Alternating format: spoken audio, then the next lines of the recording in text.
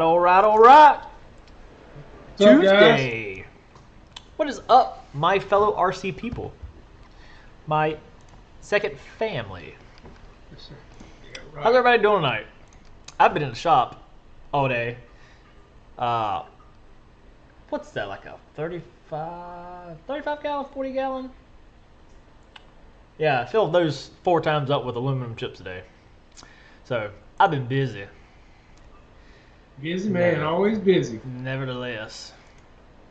Well, it's cool. I mean, I can come in here, set up the machine, let it run, and as it's doing its thing, go and do some other work I've got to do. But what's up with everybody? How's everybody doing this fine evening? That's right, Mickey. The SR-71. Been having a lot of rain. Been crappy weather here. Hadn't been able to get much done other than building and painting. It's not been good. What's up, EQ? How you doing, buddy? Hey, look, EQRC. We've been talking back and forth about some decals for a jet he's got coming. So I measured the MiG-29, and the rear stab is about 12 inches wide by 12 inches tall. So if you think 4x4 for what you're looking for will work, yeah, I mean, that'd probably be a good size. I'll let my wife look at it and kind of see what she thinks with that as far as scale goes. She may do a little bigger, you know, just to make it fill in, look nice. But yeah, we'll get it done for you, not a problem. So we'll get that taken care of, and we'll keep talking. So, but yeah, that's what size the MiG is, and it's a 50-inch wingspan, which is going to be probably 1,200 millimeter, I'm guessing, give or take. So that should give you a rough idea of what we're looking at. So, but yeah, weather here's been shitty, man. It's been raining like crazy. I'm ready to see some sunshine, man. I bet you are. A lot of us are. Yeah, it's just wet and soggy here. I don't know about where you are. I mean, you're only an hour away, but you know, I don't know. No, it's been very wet, and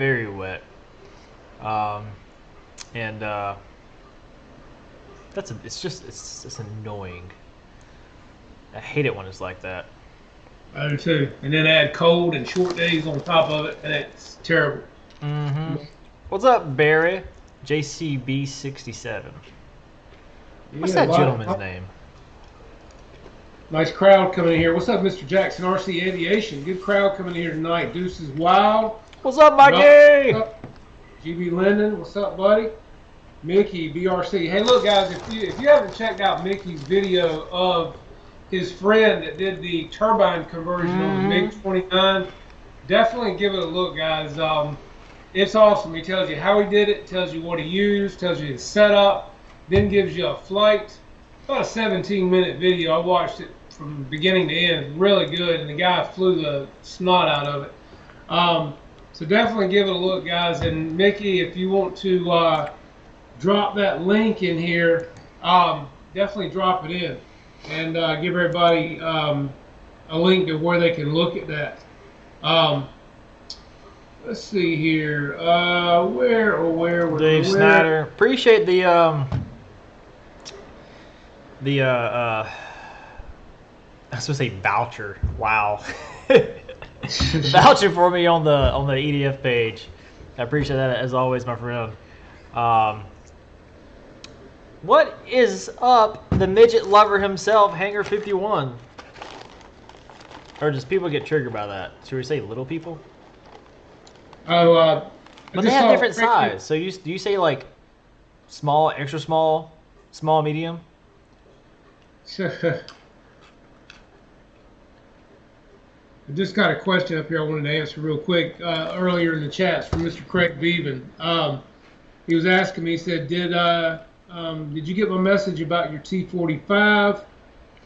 Just hooked up on one and wondering if there are any issues that I would have to deal with. Craig, I'll be honest with you, man. My T-45 is hanging right here. I love it. It's one of my favorite scale jets. And I will say this, it's a heavy jet in the air, and all you guys know what I'm saying by heavy. You can feel it in the sticks. But I converted mine to an 8S because I fly it off of grass. And Dustin seen me fly this jet, and it actually flies like it's on rails. The 8S is great on grass. 6S was not. I brought it home in a 5-gallon bucket on the maiden flight of a 6S. It just didn't have the power. So, you know, I can't think of anything out of the way on that jet. It does have some gremlins. Most people that fly this jet, the gear, you never know, man. They might go up. They might not all go up. Mine are about 90% up or down. You never can tell. But Really? for the most part, man, when it all lines up and everything falls in like it should, it's a beautiful flying jet. The slats really help slow it down, and the brakes on it slow it down even more. I don't even really use the brakes. I just like the slats with full flaps. And be sure to get the elevator where the manual calls for in your pre-flight. And there is a slight mix, I think, with the elevator to flaps. Other than that, I mean, it's pretty straightforward, and I followed the manual to a letter. So, yeah, great jet, man. I love it. It's one of my favorites. Oh, hell, we got to get off here now. Dave Marshall's in the house. Dave Marshall, what's up? RC Air Marshal. We're going to arrest you, man. That's what he's going to do. He's going to what?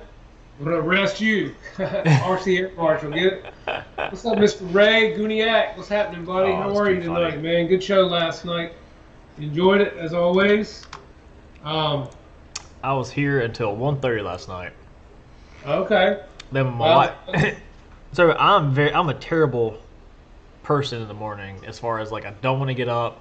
I just get up on my own time type thing. And wife here, she figured out that like if she wakes me up and she asks, she's like, "Hey, are you gonna take Abby to the daycare?" I'll get up and go do it. Well, it gives her an extra like 20 minutes to sleep in, so she's getting me in that damn routine now, and I'm like, I can't be getting up at 6 o'clock in the morning and going to bed like at 2:30. Yeah, you got to change your damn sleep schedule, man. You got to go to bed earlier. It's a problem. Well, I got so much work to do, man. Hey, buddy, hey, Dude. prioritize, man. It is what it is. I know what you're saying. Uh-huh. But, I got 400 linear feet of not 400. Wow, I've got 200 linear feet of aluminum bar out there to cut in 8-inch long pieces that I've got a machine for a guy. And for that same customer, I got to machine another steel mag catch for a rifle, competition rifle. So yeah, and to follow up, I think Dave Marshall had a great show Monday night. Basically, he was touching on the FAA rules and things like that with the remote ID. Still a iffy and touchy situation with a lot of guys. Some guys want to be rogue. I personally, I fly at a field that's AMA sanctioned, so that being the case, I think we're pretty okay. And as I was saying in Dave's show the other night, I don't know, I'm trying to find a positive here, and I'm hoping that maybe that it'll bring some guys that don't fly at fields now maybe to a field that is AMA sanctioned, so they don't have to worry about this stuff, and it'll bring more guys that love what we all love to do closer together and enjoy this hobby more.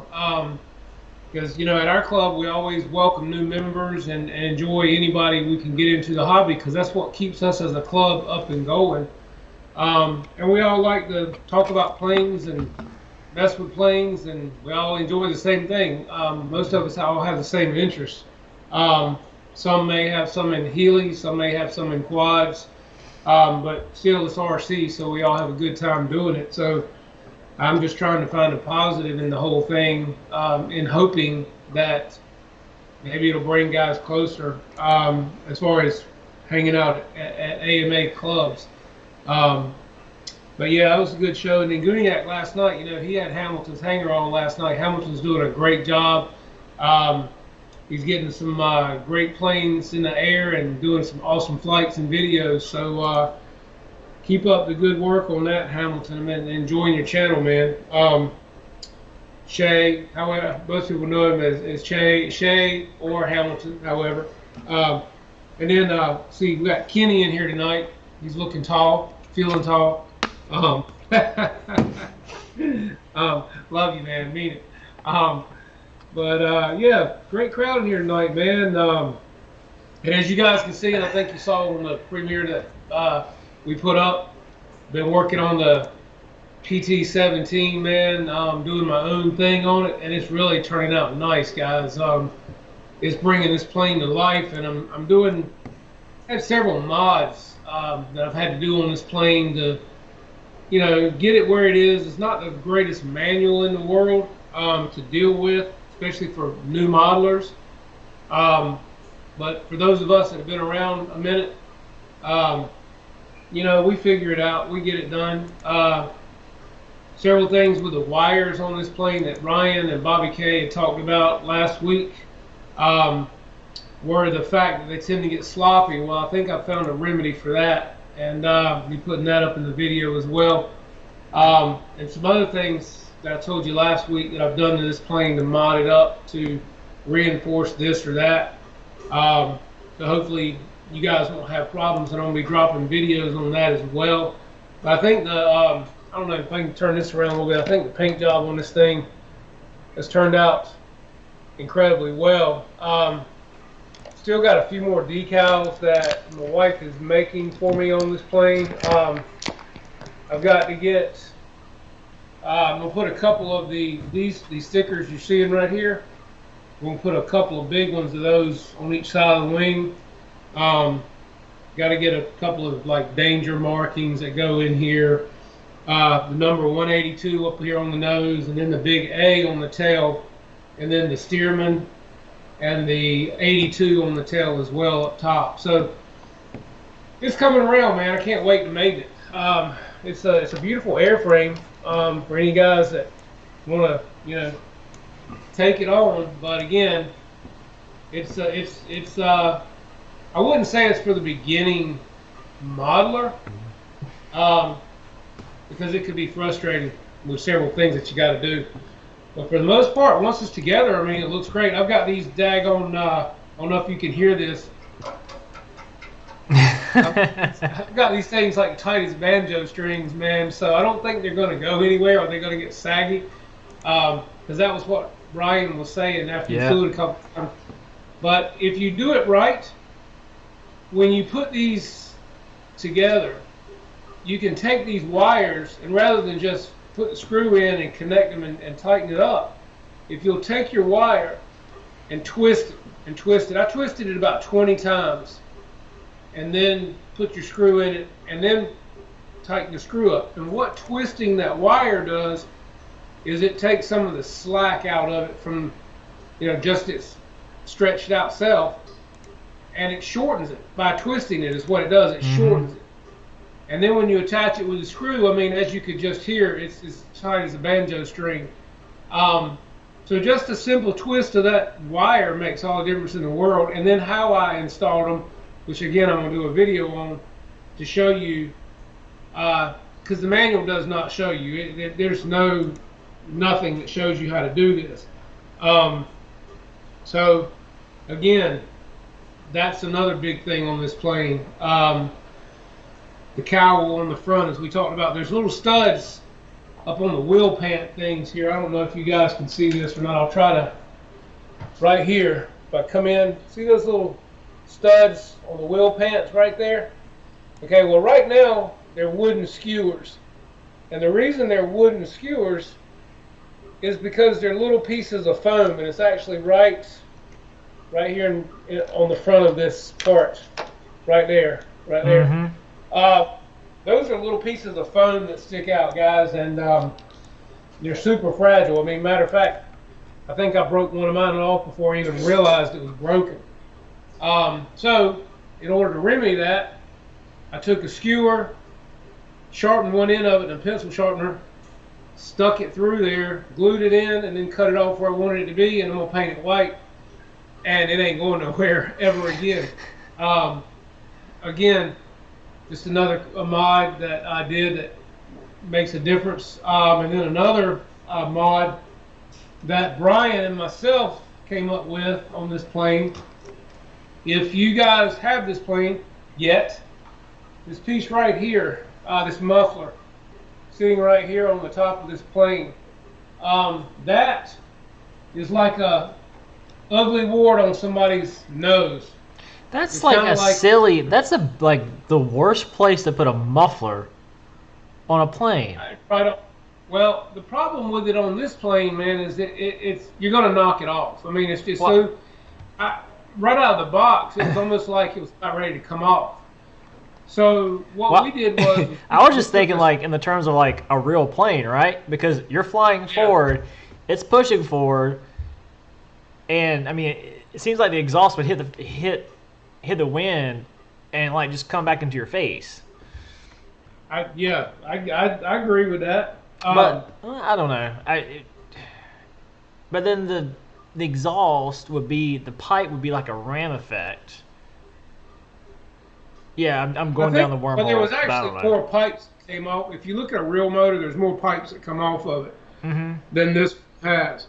But the biggest problem with that is that it is a weak point that's going to break off. So what we did to remedy that situation was we took a straight pin, we went ahead and cut it off.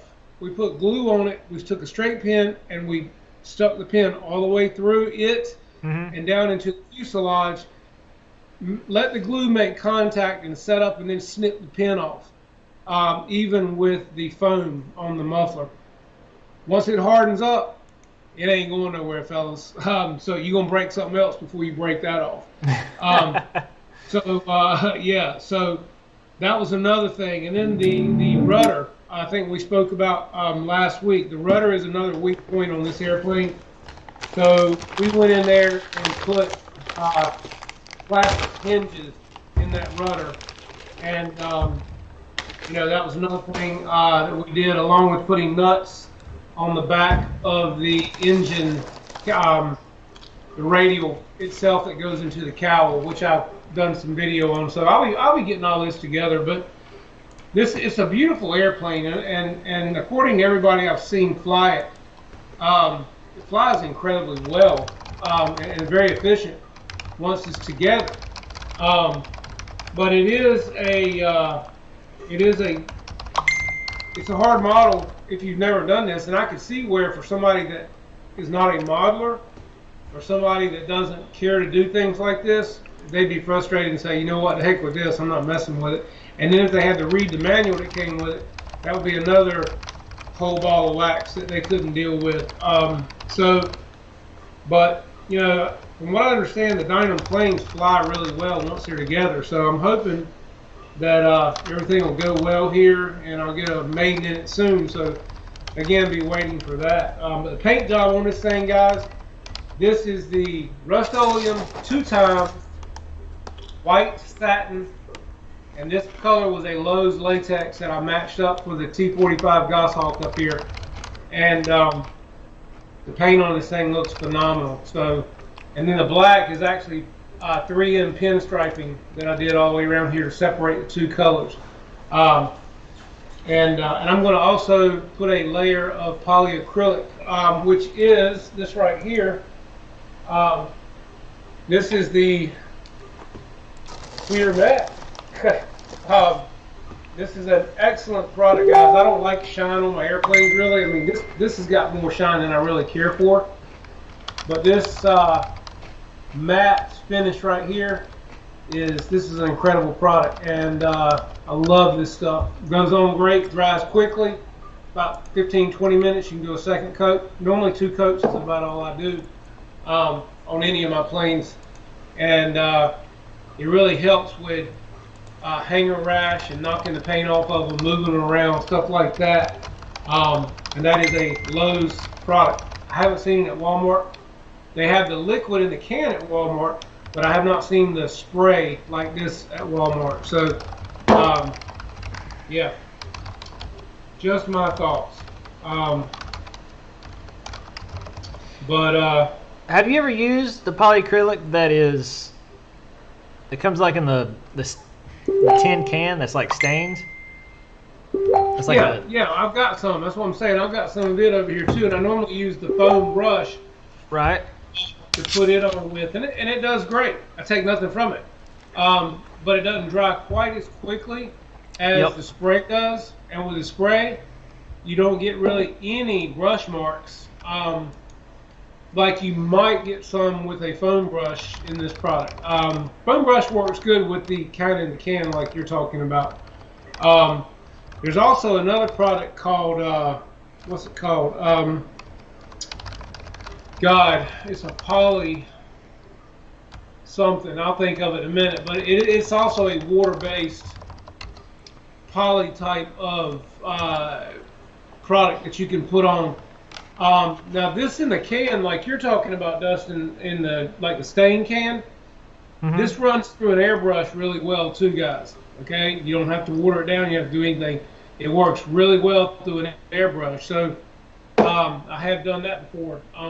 Just be sure to clean your airbrush well when you're done. But yeah, it does spray good through an airbrush. I've been, like I said, it's one of my favorite go-tos. I've got a lot of it. For most all of my planes that I've done, it's on every single one of them. It also helps hold your decals down, guys. It keeps them from lifting up. And some people say, well, will it yellow? Okay, well, I'll put it to you like this. I got a lot of planes, a lot of white planes. I don't let my planes sit in the sun. Now, some of you guys might not can help it. I don't. We have a shaded area where we're covered at our field. Plus, we also have pop-ups that we use. I do not let my planes sit in the sun unless they're flying. So I don't have any issues with yellowing on any plane that I have. So just me. You know, if you guys have something that sits out in the sun, I'm not going to say it won't yellow. I've just never had that problem. So just my thoughts on that.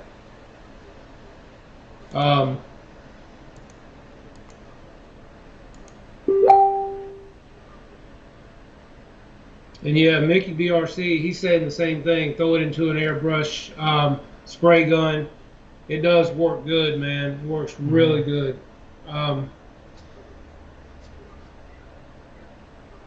What's up, Hamilton? See you made it in, man. Good show last night with Ray, buddy. Enjoyed seeing you there as always, man. Doing a great job. Yeah, it was a trip, man, to see Mickey's friend that did that conversion in the MiG-29 with that turbine, man. That was awesome. Not only did it fly incredibly well, but it sounded, I mean, amazing. And he was getting like, what do you say, 7-8 minutes flight time out of it. I haven't seen it yet. That's on my to-do list. As the machine was running, I was scrolling through Facebook and I saw it. I'm like, man. But the thrusters that just hit the market, what, a week ago? They've been here like a week and a half, maybe 2 weeks, but they're finally getting to people and people are putting them in. That's what I want to see. Yeah, no doubt. I mean, again, you got to get different certifications and stuff like that, which is also going to be... Wait, different certifications? Huh? I'm talking about the thrust vectoring. Oh, part. yeah. You're talking about the turbine, about the... Yeah. Sorry, we're talking about two different things. Yeah, the thrust vectoring is cool. I think they're doing that for the Griffin as well, aren't they? It's coming out for both of these planes. If it comes out with the Griffin, yeah, it also has the canards on it. Yeah, dude, that's gonna be like a 3D jet. Yeah, I would imagine.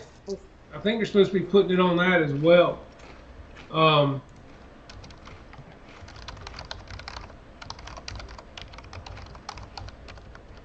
Yeah, Airvex says he can't always store in the shade. Hey, man, I get it.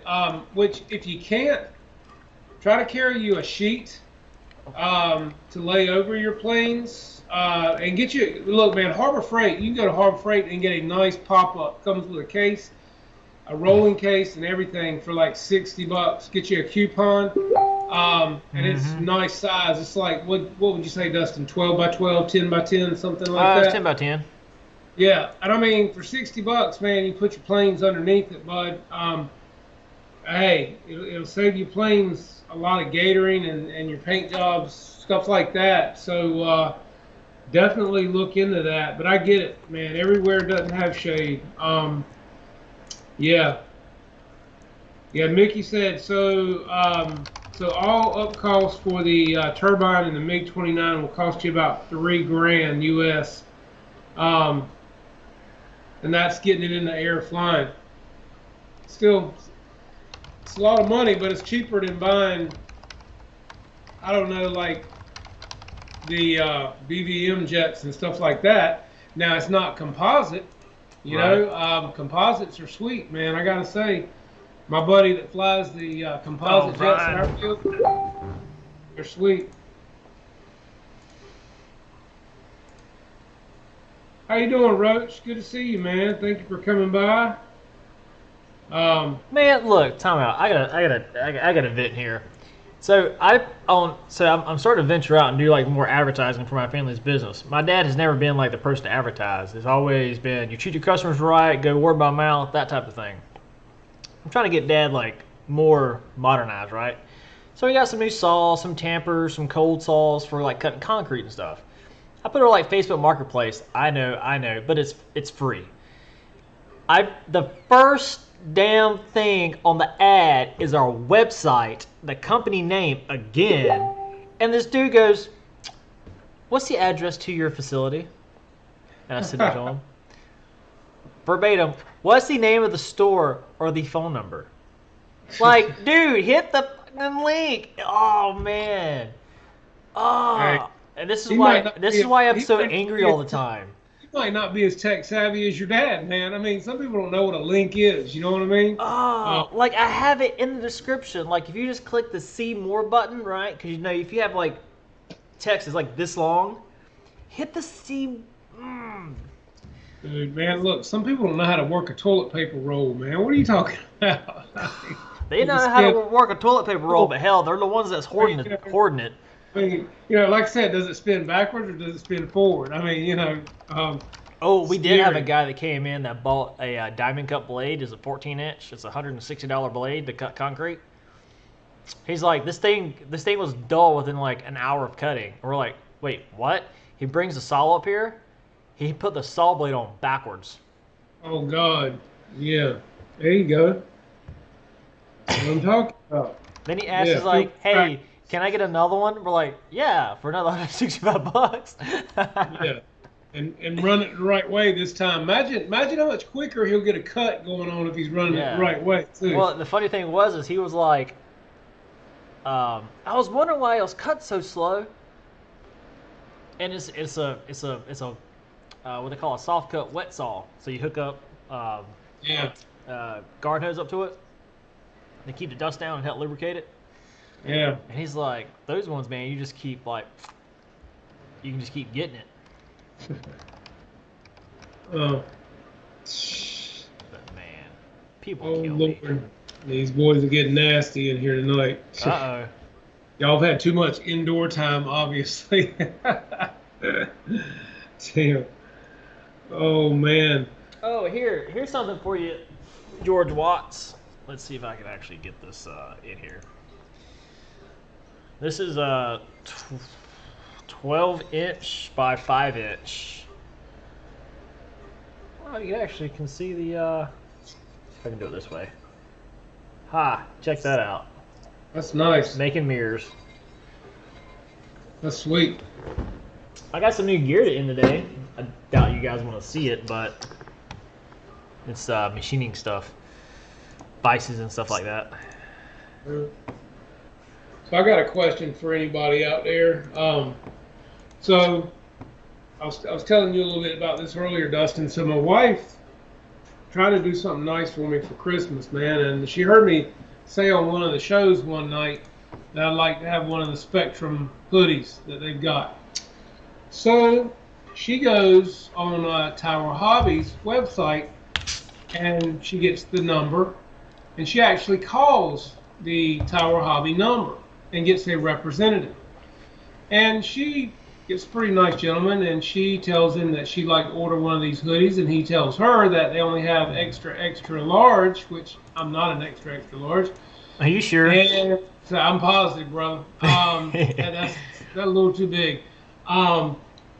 But he tells her to go ahead and order it, and that way she'll have it to give me at Christmas, and then she can just send it back for a flat rate of $3.99. She can send it back and gives me a store credit. Okay, well. Store credit for the $3.99? No, store credit for the cost of the hoodie, which is about $60. Okay? So, that being the case, she calls today to try to get it returned, and she gets some asshole on the phone in their customer service department that basically, I wish I could reach him through the damn phone because I would hand him his ass, because I deal with the public every day and I have to kiss ass every day. And it's sad when someone makes a client feel like they're not important. And he also goes on to tell her that he doesn't know what the representative told her, and basically that doesn't matter. Well, yeah, it does matter, because she paid with a credit card? I don't know how I think she did put it on a credit or debit, one of the two. I was saying she paid with a credit card, like I pay everything like a Discover card. Yeah. Boop. Yeah, Charge well, back. and that's where I'm at, because, if Tower Hobbies is going to play this game, and I think they're owned by Horizon Hobby, which I buy a lot of shit from. Hence, everything you see sitting behind me here, over here, it ain't real. I'm not happy. And this goes to show you that when women try to do something nice for a husband, they're already intimidated because they're not real sure what to order, and then they do it anyway, and this is the crap they get to try to return something. That ain't cool, Tower Hobby. And I'm telling you, man, I don't know who I got to talk to, but I'm gonna find out. I promise you, one way or the other, I'm either gonna get my money back or my wife's money back, or I'm gonna keep right on until somebody does something about it, because I think it's pretty crappy. When somebody tries to buy something and they're told they can't, we don't sell clothing, so therefore, well, then don't sell clothing. If you're going to sell hoodies and t-shirts, then you need to be able to take them back when they don't fit and get the size right, or give somebody's money back. It's real simple. It's not a hard thing to do. You can send them out a return shipping label and you take it back. But don't tell my wife, well, we don't sell clothing, so therefore, I don't want to hear that crap. That's not what I need to hear right now. I don't normally get on a box, man, but when you screw my wife, you're pissing me off. Especially when she was trying to do something nice for me and go out of her way and out of her wheelhouse to order something that I wanted, and surprised me with it, knowing it was the wrong size, but was told she could return it for a flat rate of $3.99. And then when she tries to do that, she gets some asshole from Tower Hobbies telling her that she don't know what she's talking about, and that we don't sell clothing, and you can't do this and you can't do that. Ain't what I need to hear right now. And so, Tower Hobbies, Horizon Hobby, any of y'all are listening, somebody needs to make it right, because I'm not real happy about it. And I think it's a rip-off, and I think it's a joke. And I've spent a ton of money with you guys, and I promote your channel every single week sitting right here on this show. And I think something needs to be done about it, some way, shape, form, or fashion. And I'm sure I'm not the only one out there that gets the shaft on certain things. I'm not trying to return a $400 or $500 airplane. I'm trying to return a $60 sweatshirt. You need to make it right. So, anyway, and yeah, I'm pissed off about it. Can you tell? Nah, I get it. I get it. Well, dude, like I said, when I have to make a woman happy every day with her haircut and her hair color, don't hand me no shit about a damn sweatshirt, dude. Make it right. I don't get but one chance to make somebody happy.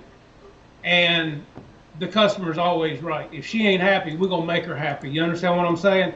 And when I'm spending my money with a company that's as big as these companies are, and as much money as I've spent with them in the past, they need to make it right. And that's where, because it's not just me that they're doing. If they're doing this to me, they're doing it to other people.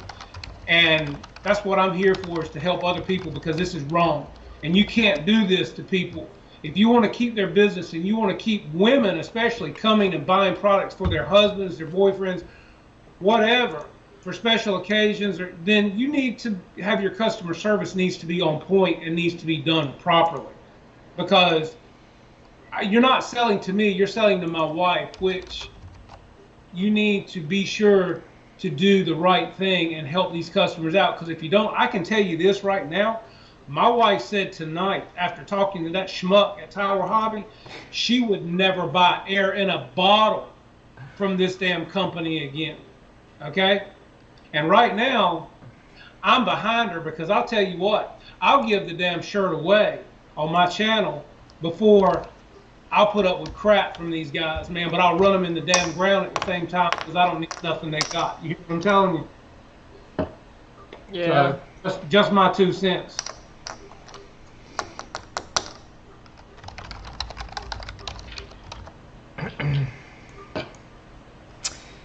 Man, so but the thing is though is like if you give it away, they still got your money. So well, that's what I said. They do still got my money, but it's the principle. I know. That's what I told Tara tonight. I said, if I give it away, they've still won, and nothing's been done. And the point here is, to me, man, the customer is always right. And when you're going to sell a shirt that was too big to start with, just to make a sale, so she had a gift to give me on Christmas Day, then if you tell her that she can send it back, no problem, for $3.99 flat rate, then there should be no problem. And they should say, yes, ma'am, we'll send you out a label. You put it in the box, we'll send it right back, and we'll give your husband a store credit. He can buy anything he wants. Real simple, cut and dry. But don't sit here and make my wife feel like she wronged you by buying your merchandise, and you're not going to help her to get it back, and basically make her feel like she is wrong. And that's what they did, man. And that's just not cool. I mean, like I said, because if it isn't just me, it's other people. They're doing this too as well. And customer service has got to be better than this, man. I mean, that's what makes these companies thrive. And if you can't treat customers better than this, I'm glad it wasn't a $400 airplane I bought from them, because I'd be pissed right now if that was the case. I can swallow a $60 hoodie, principal alone, but I'd be really bad off if I had a $400 or $500 airplane and they're telling me, oh, well, you can't send it back. I don't care what the representative told you. Wrong answer. If the representative told me I can, and I've got my information, I didn't make it up.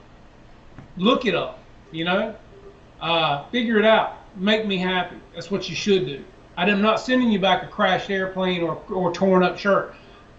I'm sending one back to get a store credit to buy something else from you. Real simple. So typically, when something like that happens, like, oh, it's $3.99, I'd be like, hey, can you send me an email? Because example being, I had to order some taps. And from MasterCard. Yeah, I know I'm paying a little bit extra money for them, but they'll be here the next day. So I email them, because they're great about emailing. You can actually send them a picture and tell them of the fittings you need, and they'll put your shopping cart together for you without you having to go into the website and figure everything out. But I was like, hey, who's the manufacturer, and what's the series, or what's the part number? And this lady, granted, they've always told me, because when you get the product, it's in the manufacturer's box with the part number, with the EDP number in it, everything. And I just needed to know what the speeds and feeds were, how fast you spin it, how fast you can feed it, and just make sure that it will go through the steel that I was cutting. But it comes back and goes, sorry, I can't give you that. That's proprietary information. What? And back I'm like, it comes in how do I put it? If I order this part, it comes in a manufacturer's container, or I think it said container or box, or packaging. Yes. So regardless if you give it to me now, or I buy it then get it, I'm still going to get the information. And she's like, yes. So then I like forward her an email that was like from 2 weeks before that of me asking the same thing. And I had like a list of like 4 different drills. And the dude's like, here you go. Here's all the part numbers. This one is OSG. This one is Drummer. This one is Emuji. Like, what you need? I was like, awesome customer service. But this girl wanted to go round and around and around over something that's like stupid. Well, that's kind of the way this was tonight, man. I mean, my wife called. She tried to go through the proper channels. She tried to do the right thing. She was very nice, very kind. She just told the guy, she said, I just want to return it because the customer representative that I spoke with on your website told me I could for $3.99 and get a store credit. And he just acted like a schmuck, man. Basically, like she was lying, like she didn't talk to anybody. I mean, where the hell did we get it? I mean, you know, why she wouldn't make this shit up? I mean, yeah, there are people out there that do, but I can promise you this: she ain't one of them. And again, you know, it's kind of one of those things where you go spending, you know, the money that we all spend at these companies, man. I mean, come on. You know, if she bought me a hoodie, where do you think I'm gonna wear it? I'm gonna wear it here. I'm gonna wear it on the field at the field. I'm gonna be representing with it, right? You'd think they would want me to have the right thing and get me where I need to be, but it's like this guy was a schmuck, and I don't know, man. I'm gonna call tomorrow and try to get to the bottom of it myself because I'm gonna probably show my ass to somebody because yeah, no, I'm not happy about it. I mean, you know, you shouldn't have to go through this crap, man, over a $60 hoodie. I mean, especially when a customer representative told you, well, go ahead and get the larger one and you can send it back with no problems. Well, what happened to that part of the equation? No problems. Because from what I'm gathering right now, you know, this guy that she talked to today says, well, we don't sell clothing anyway, so, you know, we can't blah, blah, blah. Wrong answer. Then don't sell anything like that on your website if you can't stand behind it and make sure that people are satisfied with it. Don't sell any of it. I mean, so, you know, it just, yeah, it does piss me off because, again, I do have to play God in my business and I do have to make things right. Man. And I got to please people, man. You know, I don't get a second chance. I do have to please people at what I do. So, you know, so yeah, I don't like it when I get to run around over a hoodie that should have been easy to send back and get a store credit for. You know? Look, I don't. That must be Tara. It is. It's funny. Huh? She's probably telling me just to shut up about it. She was pissed though when I got home tonight because of this, you know. And well, let me tell you this. All right. Me and the wife bought a new car. It's a lot of money. It is by far the most expensive thing I've ever bought, minus my house. Yeah. And my machine. Yeah. And there's like this, it was an issue, and they know it's an issue. Hyundai still knows it's an issue, but they canceled the TSB. And so when I saw that, they suspended it, which means they withdrew it, they like deleted it, right? So that tells me that they fixed the problem. When I used to work for Honda, like that's what we would do. So anywho, I get the car, like find the make or the color combo she wanted, go down there, like call them up, say, hey, this is what I'll do in the car. I'll come like right now, agree on this price. If not, then I'm calling South Carolina and Virginia. And they call me back saying, okay, we'll do it. We'll go down there, pick it up, drive it back that night. And right at the driver's side door, at the very front of the window, you have the triangle piece that typically your side mirror kind of bolts into, and that's just a cover to hide the nuts, the hardware. It's whistling like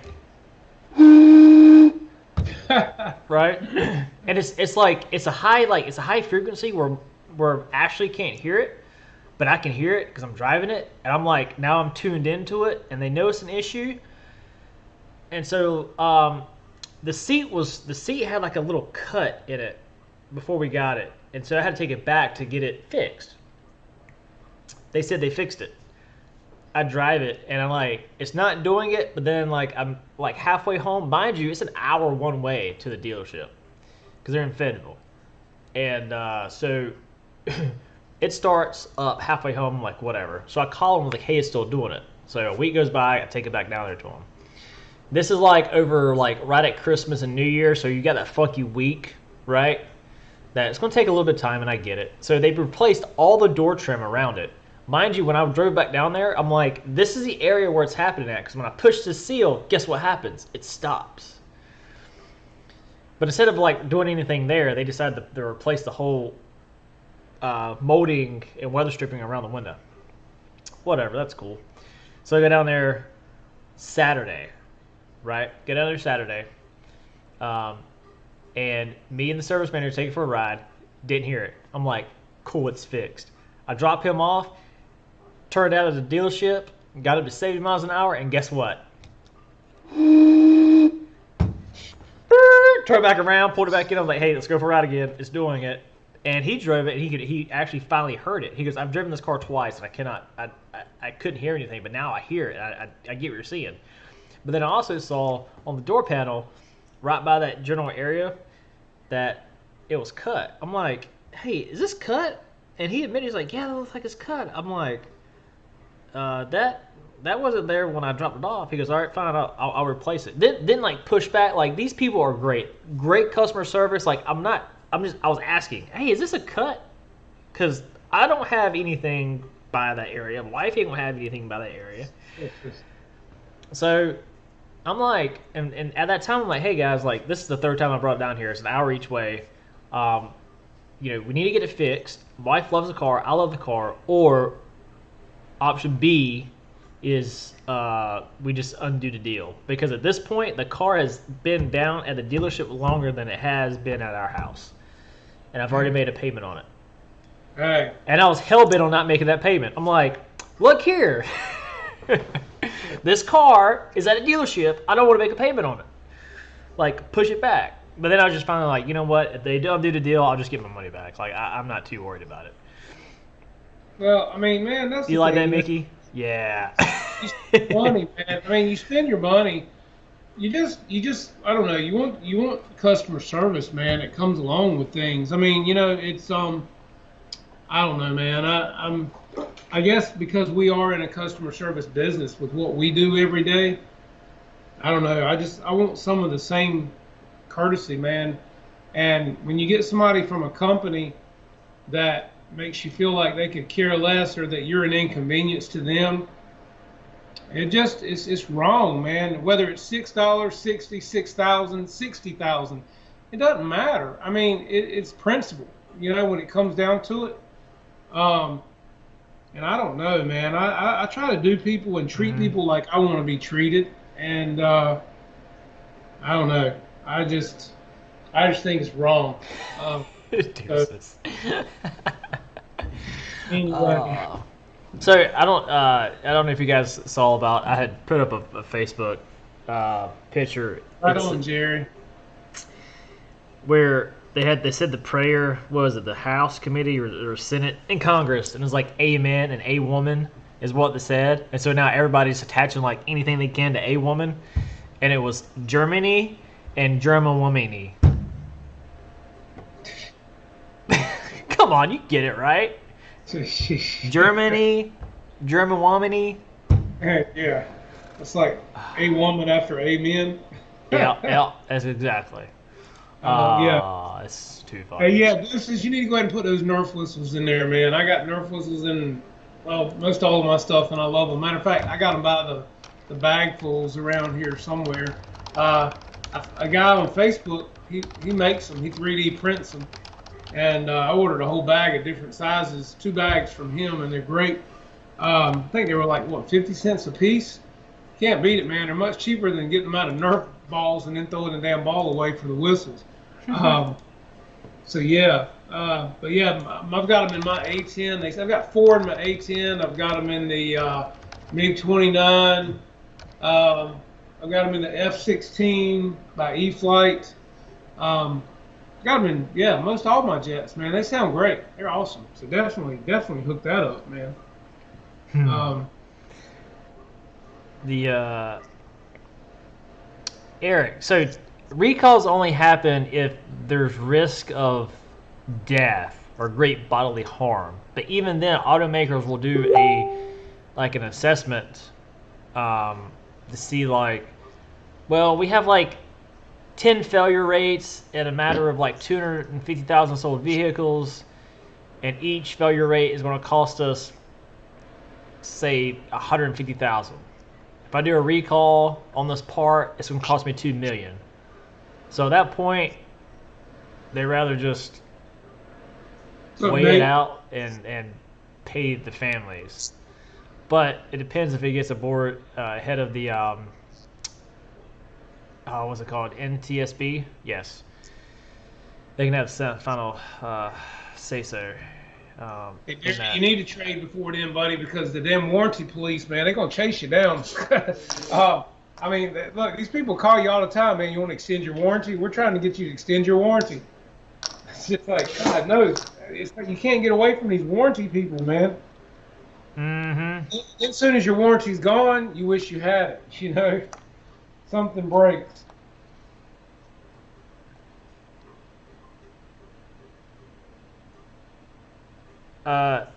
Eric, Honda, I don't know where you're getting that information. Honda had a recall for the airbags. Toyota had a recall for the gas pedal in the Prius. At times they're forced their hand just by the government of the country that they sell the cars in.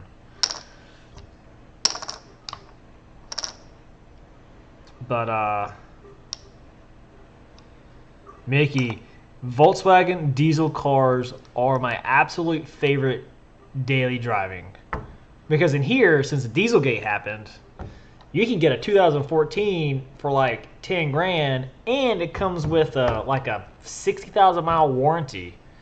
Because all the cars got shipped up to Michigan, up by the Great Lakes, and they have to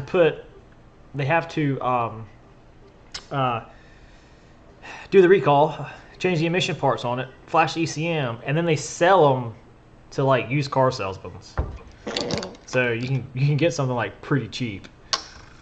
I found a hatchback. I want it really bad. It was an Audi S4. It's pretty sweet. A lot of planes could fit in there. Go ahead and get it. I don't think Toyota got sued. SBs. T.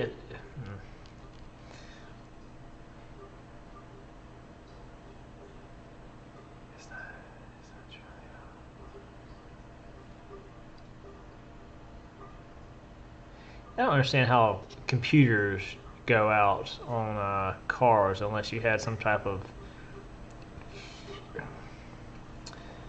electrical fluctuation. Well, what kills me is they have to flash the computers in your car. You know, I mean, okay, which I guess there's updates and stuff, but like there is for anything else, I would guess. I don't know.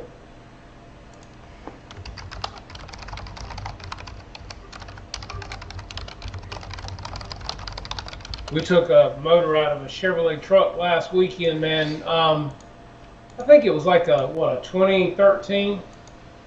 And let me tell you something, man. You talk about a wiring harness. The wiring harness, man, looked like a ball of nothing but plugs. I mean, it was like we had to pull the whole dash out of this vehicle, man, to get all the wiring harness out of it without cutting all the plugs off. And we didn't want to cut them off, so I was like, damn. And then trying to take the dash out of this truck, oh my God. Oh yeah, especially when you had to do heater cores. Old trick we used to do is we would sometimes get Fords in, and they were notorious for blowing the heater cores out because of too much pressure. Well, actually too much flow, which then makes too much pressure. So what we ended up doing is we would take an 11 millimeter quarter-inch drive socket and put it in the heater core hose for the supply to limit the flow, so it reduced the pressure, and it fixed it. That's good. But we never did hear anybody come about coming back and be like, hey, why is there a socket in my coolant line here?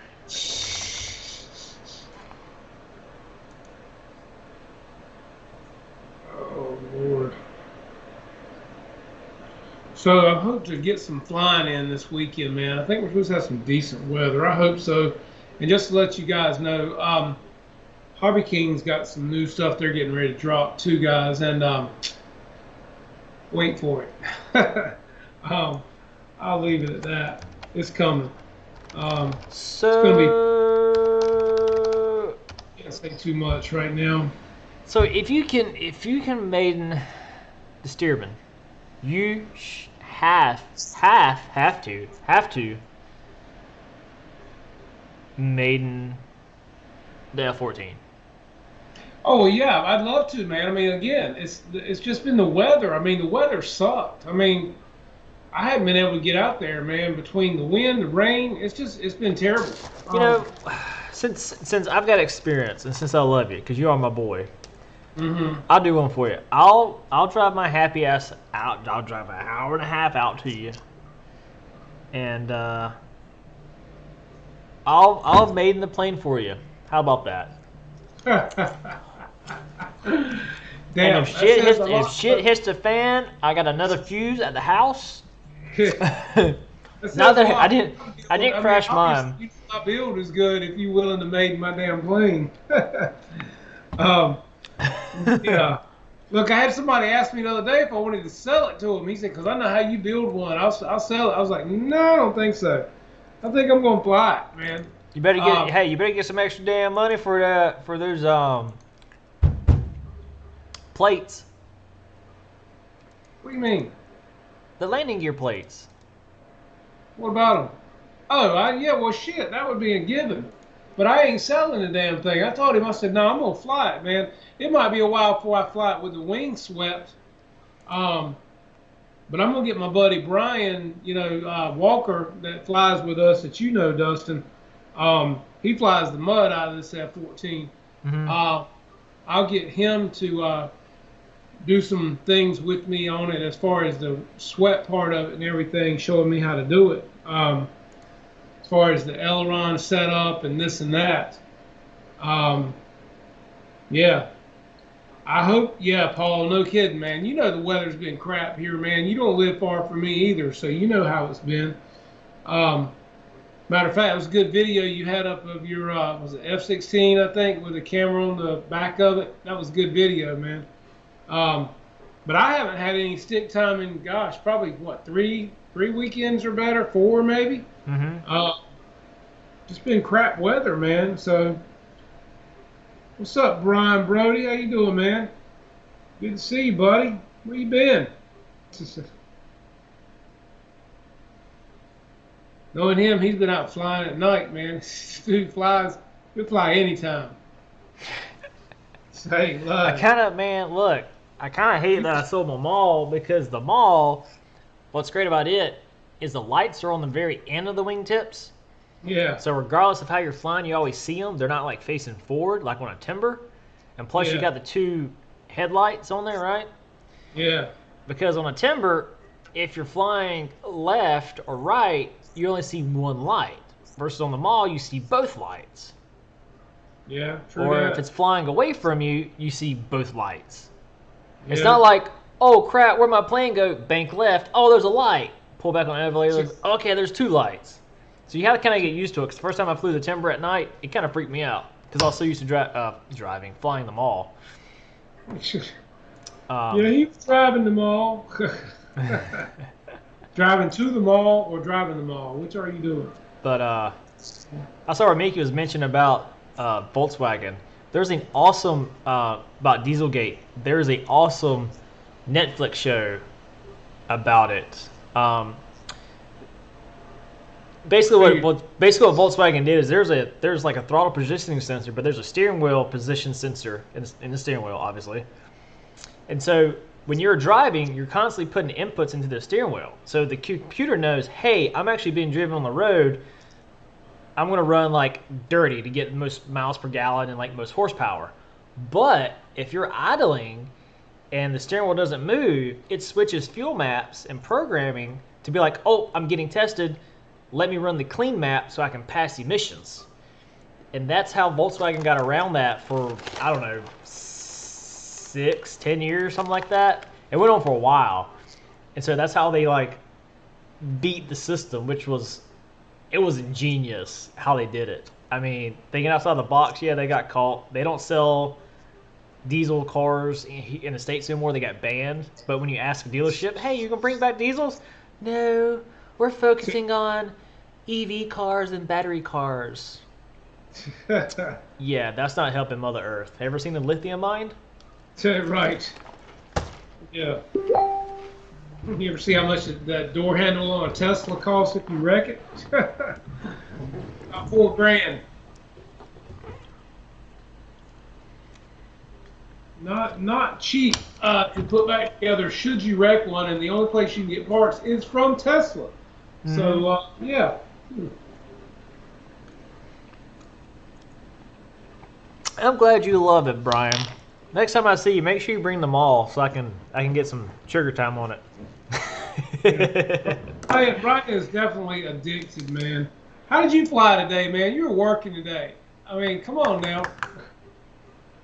My good friend Dan, Lori is sometimes in here.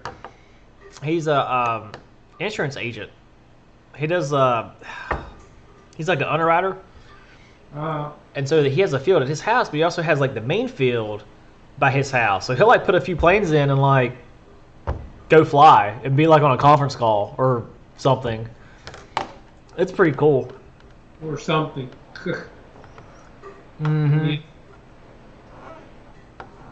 Yeah. Damn.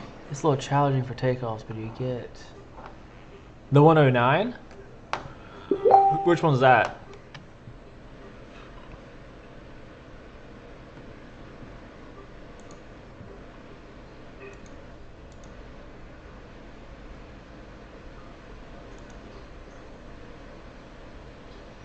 Yeah, be safe, Barry. Be safe, man.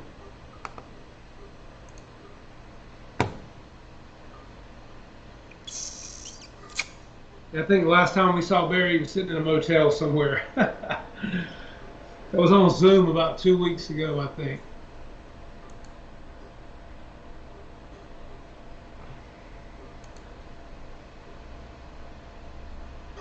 What's up, John? How you doing tonight, buddy? Good to see you, dude.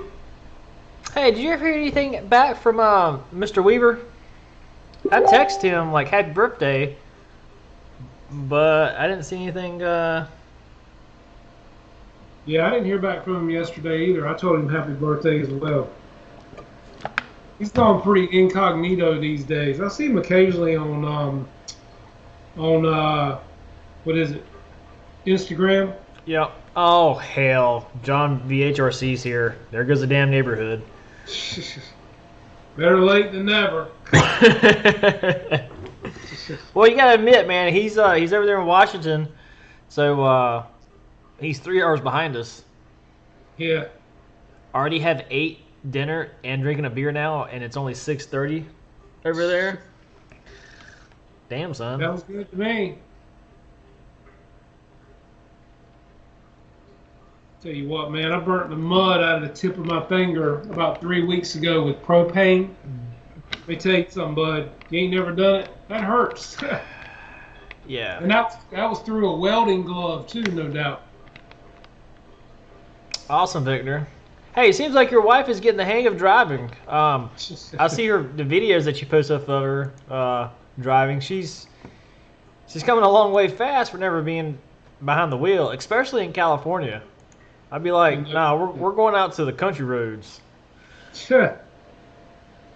About it.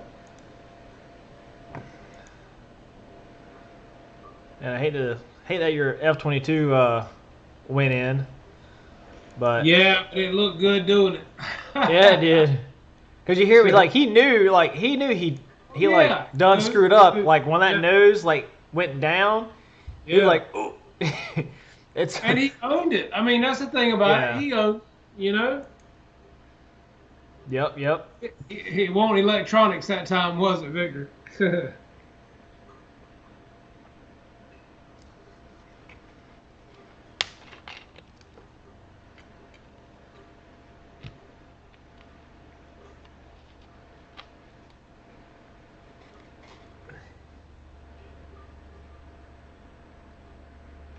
Hamilton, you need to get Instagram, man. It links to your YouTube stuff very Yep. well.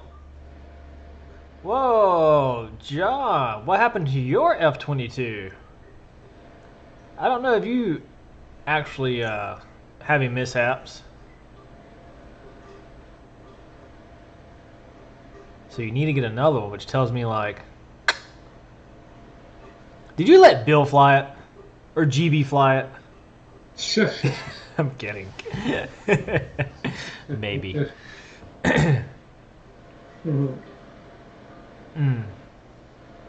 Man, I've been wanting to go by the hobby store to see like what new things they have. But I know if I do, I'm probably gonna go out there and buy something surplus. That's why I hadn't been either, man. I mean, you know, I hadn't been by to see Brian at his place in Raleigh in a while. Right. Now I can't even get what I got put together, you know, or flown or anything else. Mm-hmm. Good problem to have, I guess. At least I got something to do all the time. I know that.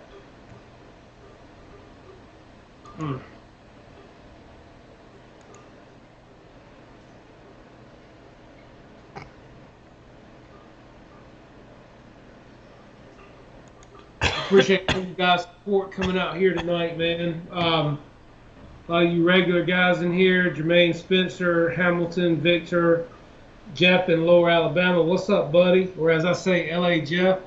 John VHRC, Shadow Ops. What's up, Eric? Eric Campbell. Of course, Mickey BRC, Roach Coach Healy's. Mr. George Watts in the house. I appreciate all you guys, man. Thank you so much for being here and just listening to us ramble on and talk and hang out on a Tuesday night. And yes, Pilot Jerry, yeah, AL-37 is here, man. It's already got some mods done to it, man. I got to get my scheme and get it together. It's not a hard plane to really put together. Biggest problem is, man, with that plane, once you got it together, it takes up more room than that box. Hey, that's the damn problem, man. What plane does it? Brian, you talking about that big 182? You talking about that the red and white with the checkered Cessna? I got the Carbon Cub. I honestly thought about getting the T-28, the big one, and then making a damn landing gear for that son of a gun. Yeah. Because everybody else has issues with the landing gear. Yeah. I tell you what, though, that one Brian got, man, that's a good flying plane. He's got a P-40. We've got the Maiden as well. Got to get that done. That's the FMS, the 1500 one? Yeah, yeah. And That's did you guys an easy notice flyer. that? Did you guys notice that FMS is re-releasing the Red Tail 1700 millimeter P-51? Yeah, it's supposed to be a different. It's gonna have some updates to it. That's a nice plane, man. I wouldn't mind having that myself. Mm-hmm. Pilot Ryan, you should. Well, Yeah. I got the. Oh God, this is heavy. I got the.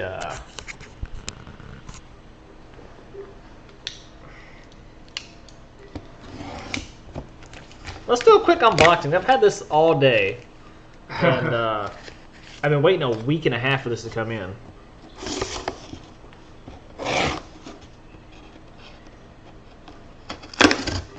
What is it? What is it? And you're also about to see why. Ooh! Oh, that's my vice. So, this is. Oh, that's cute.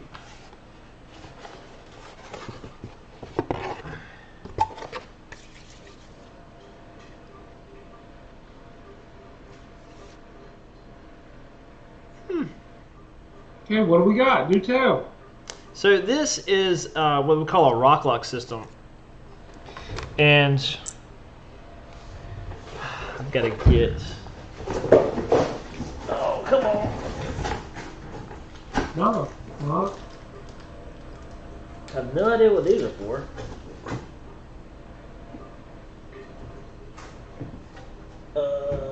One second, guys. There's another box. Actually, there's like 3 boxes in here. Oh, I did not know it came with this. Well, that's pretty slick. For 13 pounds? Whatever. So I've got a 4th axis, and what a 4th axis does is typically when you're milling, you're up your Z, X, and Y. What a 4th axis does, it allows you to grab onto something and you can mill it, but then you can rotate it. So now you can hit all 5 sides in one operation versus having to take it out and flip it. Being like, don't want to drop this. Being like this guy, this is a 2 operation, right?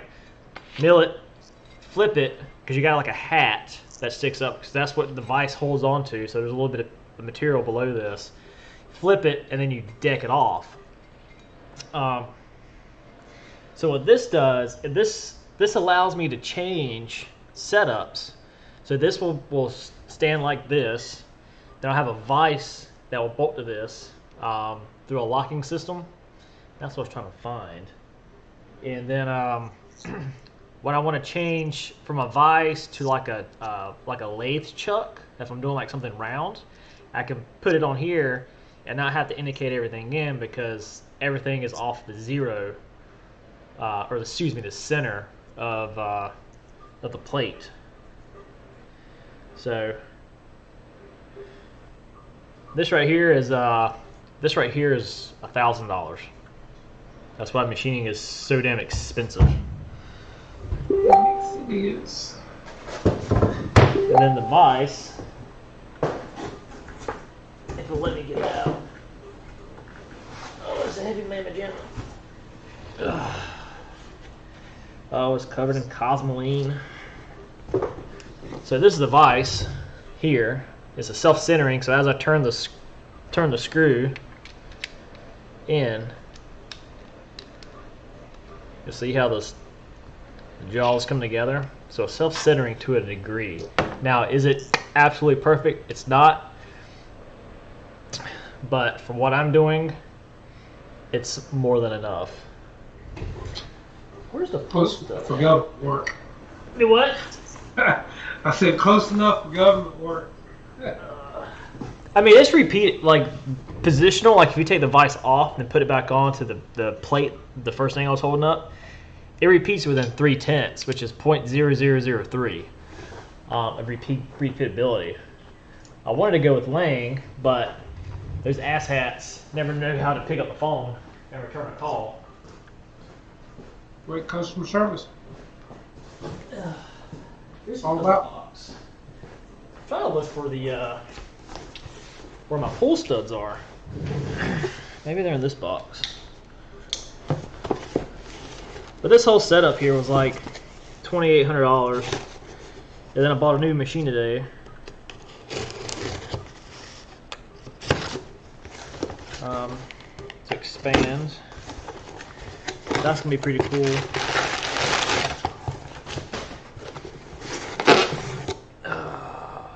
Okay, that's the gauging plate. What's this?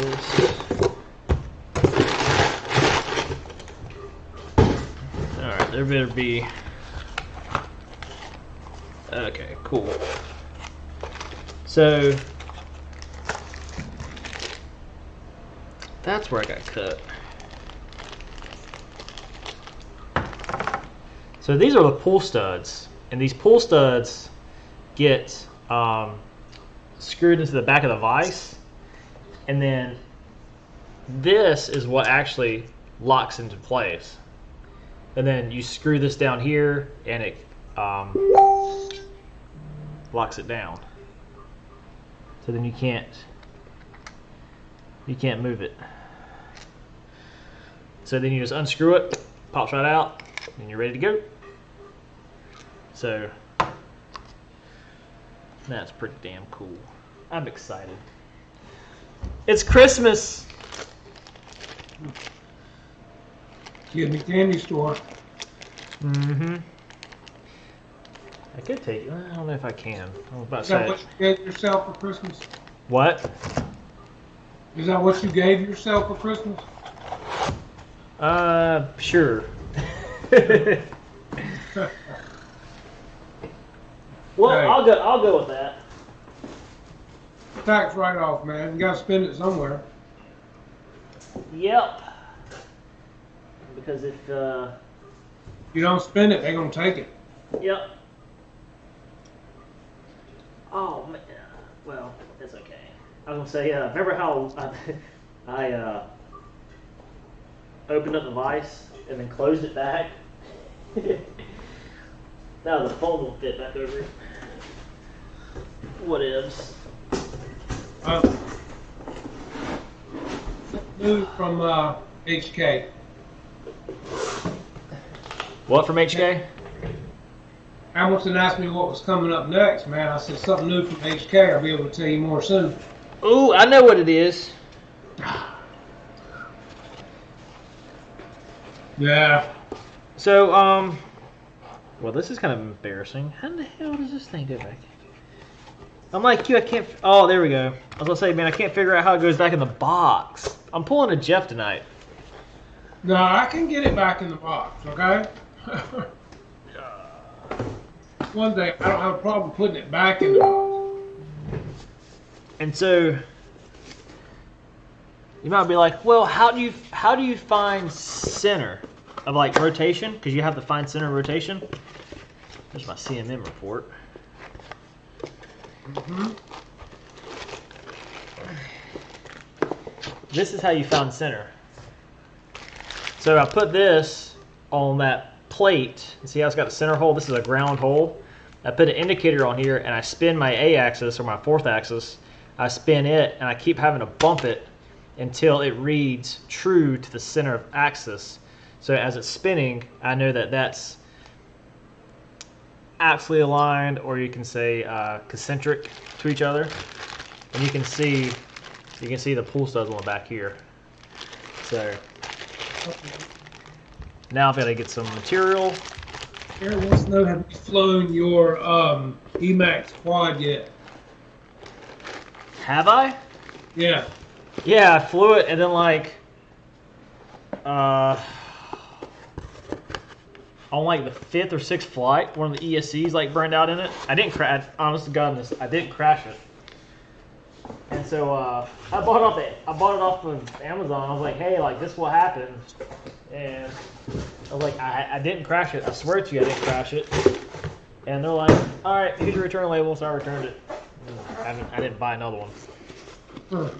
It was fun. Don't get me wrong. It was really fun, but I'm like, nah.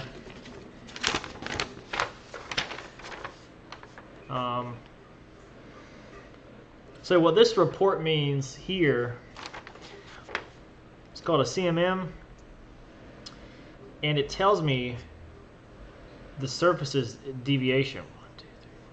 1, 2, 3, 4. That's the center. Yes, Hamilton, I do have the MiG-17. It's hanging right here, and I have another brand new one over there in the box. And who was it? Who asked me? Who was it? Dana's RC asked me how soon. Probably in the next couple of weeks, man. Be able to talk a little more about it. Yeah. But yeah, Shay, that MiG-17 is awesome, man. That is a sweet flying jet. I've got the fiery booty in it. It flies like it's on rails, man. It's a floater. It'll float for days. It lands well with flaps and brakes. Flies a lot like the F-86 from Free Wing. a little bigger. F-86 is a 80 millimeter, whereas the MiG 17 is a 90 millimeter, but yeah, had a couple of issues with some servos. I've never had a single issue with mine. I love it. Like I said, I actually put Payne's fire booty in it. It looks great. That's an Avios, and the Avios Albatross that I have hanging over there is a twin-engine water plane with a boat bottom on it. That's another one of the Hobby King planes. That's one of the best planes in my fleet, man. As far as throw it up in the air, fly it, I haven't had to do anything to it. The finish on it's incredible. It flies well. I'd recommend that highly to anybody flying off of water, snow, grass. That Avios Albatross is an amazing plane, and the value of $289. Can't beat it. So yeah, and you can also do differential thrust on that as well. It's an awesome airplane.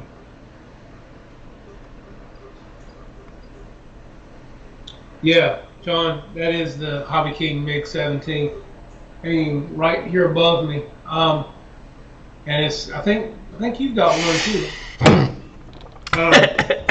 So I was going back through the chat, and I was reading. Hold on, should I do this again?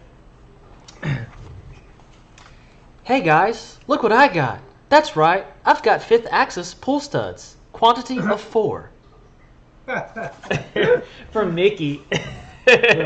Dustin's like, hey guys, look what I got. Yeah. I hope he's still in here. Yeah, I love my Albatross, man. It's a good flying airplane. I'd buy that one all over again if something happened to mine, just because it presents well, flies inverted great, never had a problem with it. Finish on it's fantastic. Twin engine, easy to set up for $289. Boom, out the door. Can't complain with it, man. It's a great airplane. You know how I'm funny about flying other people's stuff? But that's a plane I really want to get behind on. What? An Albatross? The Albatross. Like on grass, I believe you could hand toss that plane. Because on grass, it can get kind of squirrely until you get on the airspeed, right? Yeah. Because the grass wants to make you do Well, you got to use your ailerons on grass. I mean, a lot of people don't think that. They think you just hit go and it goes. Right. You've got to give it aileron to get the wings leveled up off the ground so they're not riding on the pontoons. Once you figure out the takeoff, it's a piece of cake. It's great. Again, like I said, it's just an incredible airplane for the price point. But so is the MiG 17. What's it like? What is it? $299, $3 something. Ready to fly, pretty much, other than a receiver out of the box. I mean, come on, man. 90 millimeter, and it looks great. Finish on it is incredible. The foam is nice. Yeah, I mean, I can't knock it, man. I mean, the retracts on it are beautiful. It's got aluminum machined retracts. Like I said, I've got a second one up here in the original box. Never been taken out of the box, man. Yeah, something ever happens to this one, I got another one. I mean, they're great. They're great airplanes, man. I think that'll be one that Hobby King will keep around for a long time. And anybody that wants a nice, decent-sized jet, I would definitely highly recommend it. I fly mine with a 6,000 HRV, about a finger's width from the box in the jet aft. Kind of like the sit test on the F-86. If you've ever had an F-86, you put it on the rear end, you put the battery in it, and you touch the nose, and when it sits down on the front wheel, typically your CG is perfect. Same thing with the MiG. It does the same thing. If you put that battery in and it sits on the tail, you touch the nose. If it drops down slowly and sits on that front wheel, CG is perfect. That's where you want to fly it. And there is a white box in the MiG, and with the 6,000, I put my finger in between the battery here and the white box over here, and perfect, dead on, man. Flies great. You can also fly that plane with like I think 45s, 5,000s, 6,000, 6250s. It's a great flying jet, and I do have I have the Admiral gyro in mine as well, and it flies like it's on rails, man. But it is a floater. I mean, you can come out of the power, man. That damn thing will float for days. I mean, so you gotta be ready for that. But it's a lot like your L-39. That L-39 will float for a long ways too, man. Mm-hmm. Yes, sir, it will. That's what I love about that plane. That plane is such an easy flyer. Or, I mean, if you want to fly like a bat out of hell, you can do that too with it. So, it has a wide spectrum of what it can do. Yeah, Dustin does 3D with that plane, man. What are you talking about? Versus, like, the F-105, because it's got the short, stubby wings, you've got to keep the airspeed up. Because it really doesn't want to float. Yeah. What's up, David? On it. But, if or when Hobby King gets that B-17 in, I'll buy me another one. That'll be 3 that I have. And what are you talking about? You get what now when it comes in? The B-17. Oh, okay. Which, yeah, that's the only plane I've ever bought from. No, actually, I didn't buy that plane from Hobby King. I bought it from General Hobbies, which don't buy it from him ever. And it's not General Hobbies that have the YouTube channel. Totally different guy. At least I was told that. Well, it's like I think Rich Baker was saying Sunday on his live cast that Banana Hobby is coming back strong, and supposedly, going to have good customer service, good people working for them, trying to really make a good comeback. So that would be nice to see too. Yeah. See what happens. See you, John. What's up, Dave? Yeah, it'd be interesting to see if Banana comes back. You guys remember when Pete used to fly for them out in California? Mm-hmm. I remember everybody was like, the kid that flew, that didn't fly for Banana Hobby, but they're like, yeah, that's got to be Pete's kid, or like Pete's nephew. John. His name's John RC. He has a channel now, and I swear he sounds like Pete. He talks like Pete.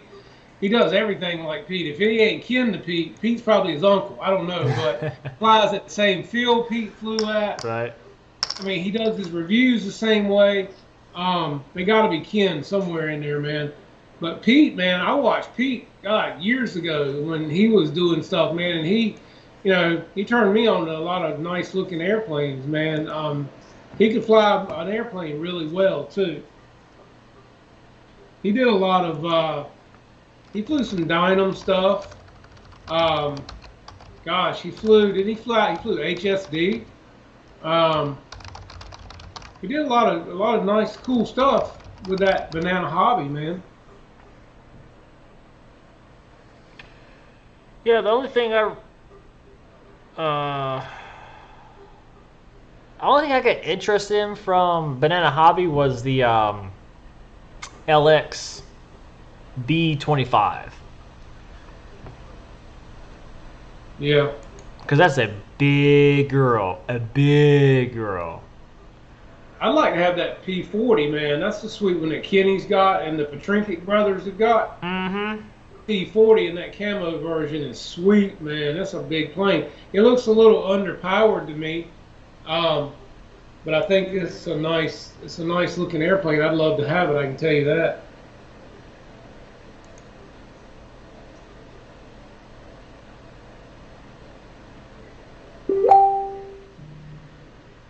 Yeah, Dana, that's kind of the way it was, man. I mean, that was kind of their deal. I mean, they had nice looking stuff, but the quality was kind of, I mean, I think that's what made Killer Planes, Steve Laughlin, really succeed, is because he'd take a lot of these planes and reinforce them, soup them up, you know, make them where they could bounce around if they hit the ground, things like that. Um, but yeah, Pete was an awesome pilot, man. He could fly. I mean, and to be flying the planes he was flying that weren't superior quality, yeah, that said a lot for his ability too. I mean, you take Pete, and imagine what he could do nowadays with, you know, planes like these and motion RC and man, wow, he'd probably think he was died and gone to heaven, you know. Mm-hmm.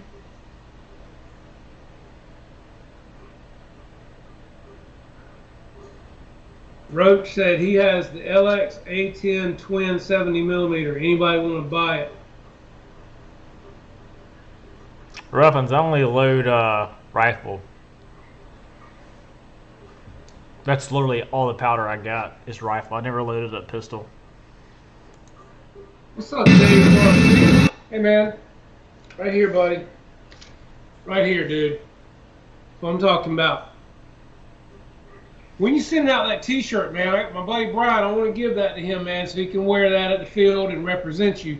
Let me know when you hit me up. Let me know when you're sending that out, because he's looking forward to that, and he's gonna feel like a celebrity when he's got his Dave's RC T-shirt on, man. So yeah, I told him I was gonna be giving that to him when I got it. So he's looking forward to it, man. That'll be another Dave's RC person running around out there at the field.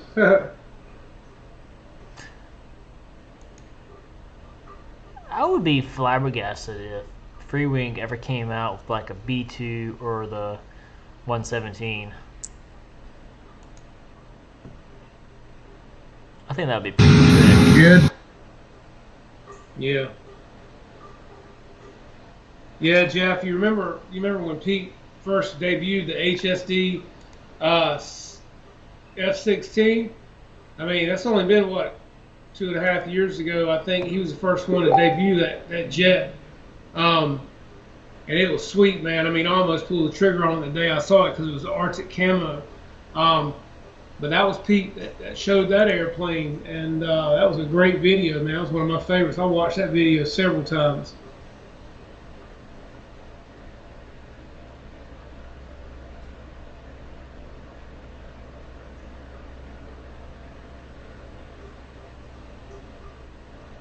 And yeah, old Pete, man, he did fly some crappy planes, but he flew them well.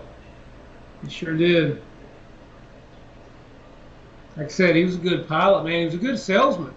I mean, his pitch, he was very likable in watching him fly, you know. I mean, you couldn't help, you were drawn to him to listen to him talk about an airplane. And that little kid, John, is kind of the same thing. I mean, it's like a carbon copy of Pete.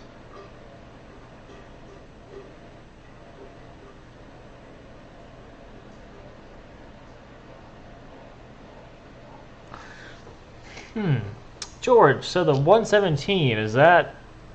I think Banana Hobby's the only people that have one out for that, right?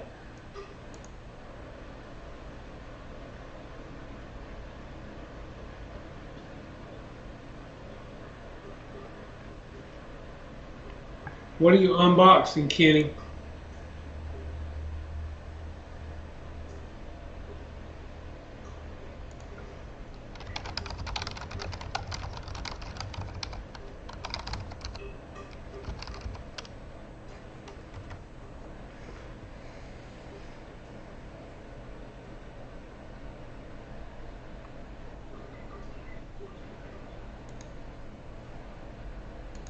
Yeah, I don't know if Ryan's still in here either, George. I haven't seen him in a while. Yeah, just type the @ sign and then start typing Ryan. If he's in here, he'll pop up.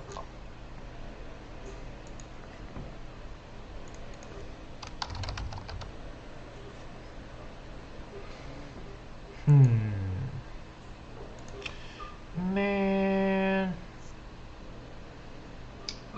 That'll be sweet, Kenny. I love Corsair, man. I don't know if I've even seen that one. 1600 millimeter. Like to see how it compares with the flight line, which is what I have.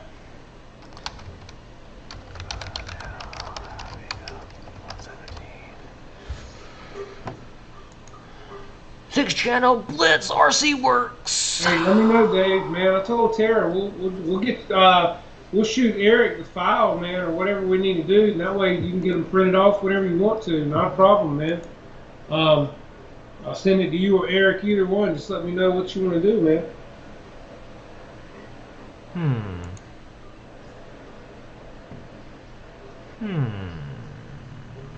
It has folding wings. Really, Kenny? That's sweet, man. That's damn good. I gotta see that. What's the scheme on it? Is it like, I mean, is it blue, gray? Is it Jolly Roger? I mean, that'd be sweet, man. I need to look that up. Look it up, Dustin. Why you ain't doing nothing? I'm over here on Banana Hobby's website. Like, they have got a C17, but I don't think this is big. It doesn't look big. Specs. Well, Rich said on his show Sunday that they're supposed to be coming out with some better stuff and supposed to really be getting better, man, at Banana. So. Nope, that one not for me. They've got a lot of L39, a MiG-29, F-18F, Super Hornet. That would be nice, man. I can't wait to see that, Kenny. Has it got the same power system as the P-40, or has it got more power? What are you thinking? What are your thoughts on that? What's price point on it, man? Warbird fighters. So Kenny got the Corsair? Yeah, 1600 millimeter LX.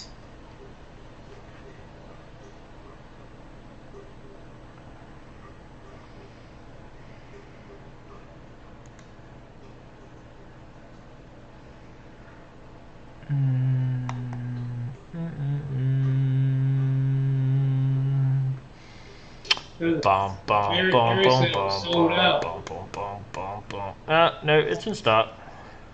Oh, okay. There's because there's multiple ones about it. Video. Wow, Okay, let's see King if I said it can... had the same power system as the P-40. Because I love the P-40, but I mean, it almost seemed a little underpowered. That can be changed, definitely. But it flew very scaled, very nice looking, and like your video and the Patrinkic's video, I like what I saw. I mean, it looked really nice.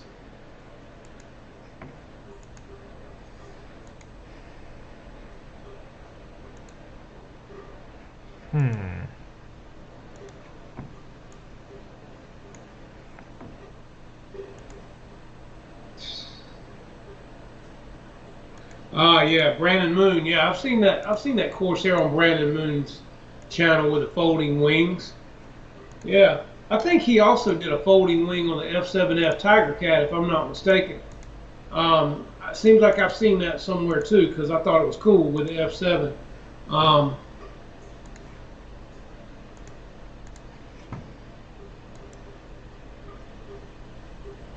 Later, Roach. Appreciate you coming, man. 1 second. Bam! No second for you.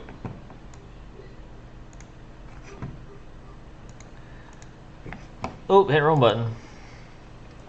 So, I don't understand why this is doing this tonight.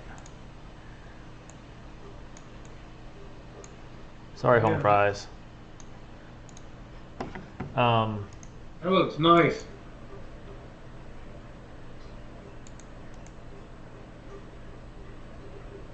What's the price on it? I can't see it. Damn, that ain't bad. $359. Dang, that's not bad at all. Mm-mm. Is that plug and play? Requires radio system, battery, and a charger. So yeah, just add your receiver. Wow. That ain't bad, man. Watch the comments because I can't see them right now. Yeah, said they were. Somebody said, are they power folding wings? I'm thinking they would be. Let's see if he's got a video. Let me scroll down here to the video, see if they got that. Yeah, Kenny said they are power folding.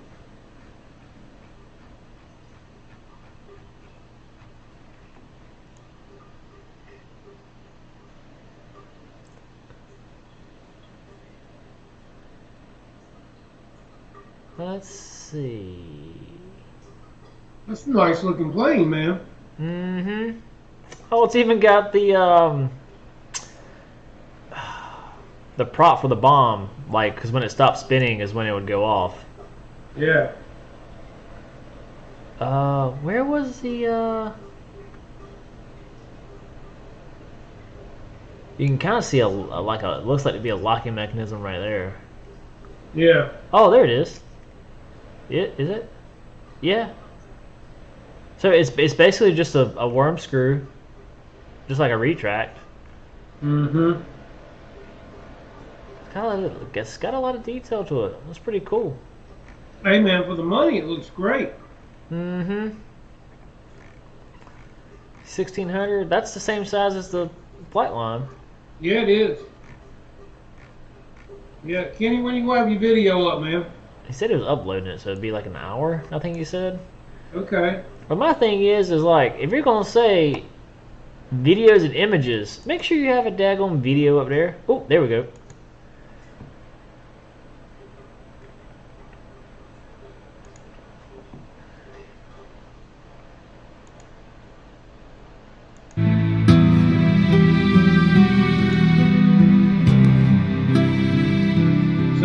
So is Kenny already, you already flown it, Kenny?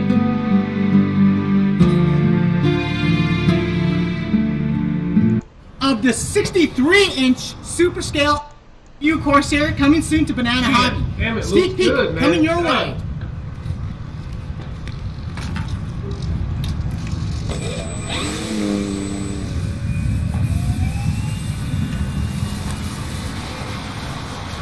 Alright, pilots, that is your hobby.com. See you guys up tuned for the full flight review coming soon. Damn. Check it out on bananahobby.com. See you guys on the web.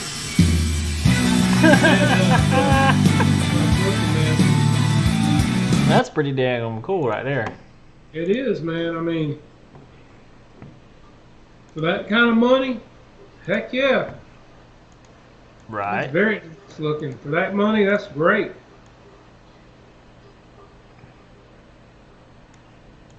Heck yeah, it is. So when you gonna get yours? I'll tell you, man, for that ain't a bad price, man. I mean, I want to see Kenny fly. Kenny, have you flew it yet, man? I asked you that a while ago, but I don't know if you answered me because I was watching the video.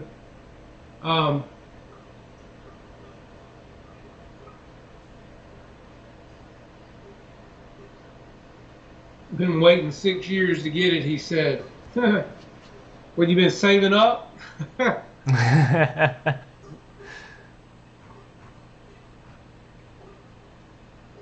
Apparently he just got it.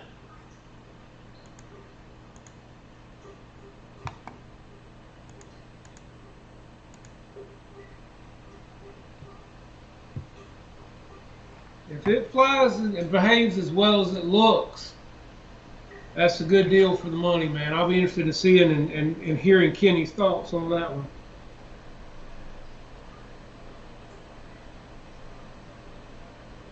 Okay, so obviously Kenny has not flown it yet.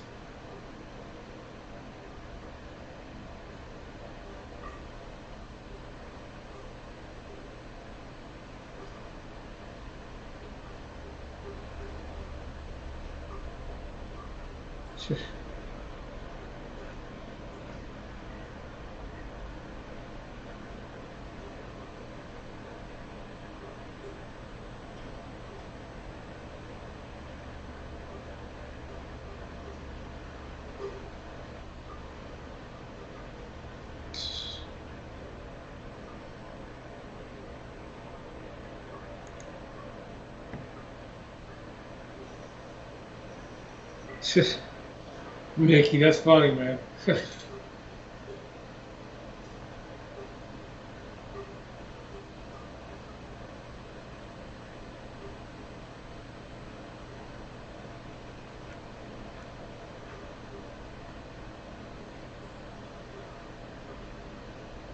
Ooh, I can't wait to see you fly it, Kenny, man. I wish you the best on that one, buddy. I'll be interested to see that, dude.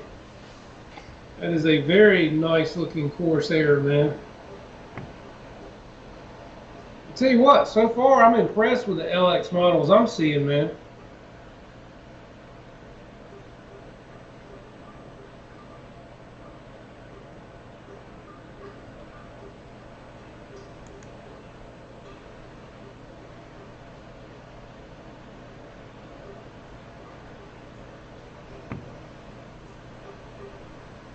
I'm sitting here looking over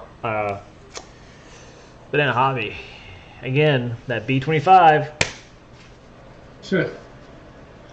Calling your name. Yep. All right, man. I'm ready to call this thing. Let these guys get out of here. Yeah, man. I want to pack up, lock up, and bounce like a fat kid in dodgeball.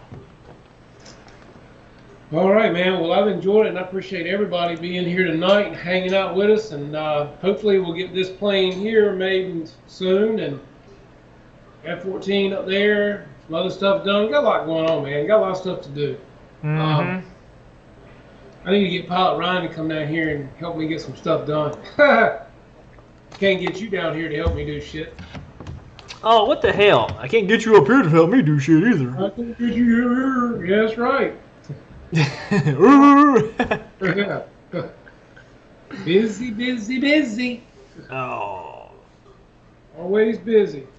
Well, when you get the pecker out of your butthole and you're going to maiden that F-14, yeah, I'll, as long as it ain't like this week or next week, I'll come up. See, as long as it ain't this week or next week, and then it'll be the week after that. I just said this week. You got to give me a head note. Like, you got to give me notice. That's the only thing. You got to give me notice. Because we're looking at houses right now. And, like, me and Ashley kind of butting our heads because of the houses. Oh, it's just... I want to build a house. But Ashley wants to buy a house. You can get through that. You got a good marriage. Oh, my dad and I, like... My dad, he's built 8. I mean, we've been in the construction for many years. My mom used to run a paint crew, paint interior and exterior. My uncle, he's an electrician. My great uncle, he's the one that did the tile ceiling and the sheetrock in here. That's cool. My cousin's husband, well, it's my mom's cousin, I believe. He does hardwood floors in general. Man. Seems like we had a plumber somewhere. That's basically all you need. Yeah, I mean, and then like, well, I had the guy for the HVAC, but I think he went out of business. He's the one that did this one. Yeah. But it is what it is. Yeah. Oh, but. All right, fellas. Well, look, we're gonna let y'all get out of here. It's been a good night, and hopefully the sun will shine here tomorrow. I hope so. I'm ready for some sunshine. But appreciate you guys coming out, and don't forget to tune in to Hump Day Wednesday tomorrow night with GB, Kenny at Hangar 51 on Thursday night for the kitchen marathon. You did mention Hamilton, right? Yeah, well, Hamilton, he was, when is he? Monday night? No, that's Guniac. He was on Guniac's show last night. Oh, was he? Yeah. I didn't, like I said, I was here till 1, so I missed everybody's. Okay. Yeah. And if you sorry, I'm packing up. If just because I don't respond, just because I don't type, doesn't mean I'm not there. Sometimes I actually will put on the show and listen to it through my headphones while I'm running the machine, and just act like I'm there. Yeah, that's called lurking. Yep. Yeah. All right, fellas. Well, look, we're going to cut it, and we'll see you guys next week. Happy New Year. Hopefully, you guys have all started out for a good New Year. And some happy flying, man. And be safe, and we'll definitely be seeing you next Tuesday night right here, same time, same place. Y'all take care. Have a good week and weekend. I'll see you guys tomorrow night. Y'all take care. Have a good one. Later, y'all. Right. We